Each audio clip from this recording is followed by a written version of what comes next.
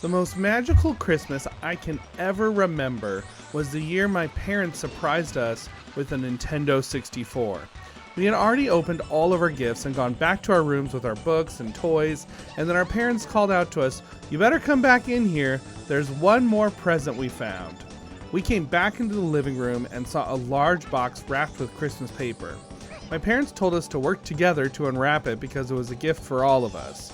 We unwrapped it, and as soon as we saw what was underneath, we couldn't help jumping and screaming and running around the room in excitement.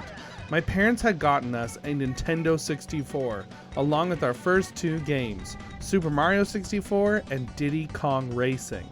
Diddy Kong Racing is another one of the greatest racing games on the console in my honest opinion. While Mario Kart 64 also holds the power of nostalgia over me, Diddy Kong Racing is truly an expertly put together game, combining the thrill of racing with an adventure-style collection mode that allows you to unlock levels, find hidden secrets, and race your way to the top to unlock 2 extra players.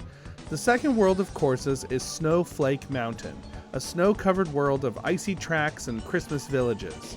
And yeah, spoiler alert, this whole area is Christmassy. But we'll come to that in a moment.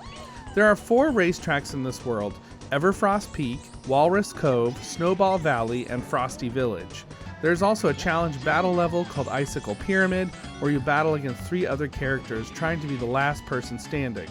You also have a boss battle race and 2 extra modes to unlock in the Silver Coin Challenges, where silver coins are spread throughout the tracks that you must collect and take first place in order to win, and a mirror mode that is unlocked after you beat the entire game. This leaves plenty for the player to do and keeps you interested far longer than simply memorizing a course. The mirror mode always messed with me so much because I was so used to the way the tracks were normally. You can choose initially from 8 different characters, including Diddy Kong, Conquer the Squirrel, Banjo, and a few others. Each character's kart is slightly different, with some players more grounded than others who have a little more speed. The 4 racetracks aren't too long, and they provide not only challenges in the form of icy water that bounces you back out, but also multiple pathways in some levels, leading to lots of options on how to complete each track. There are bananas scattered throughout the tracks that give you a tiny boost to your top speed with each one you collect. There are also zipper boosts on the ground or in the air which allow you to speed ahead.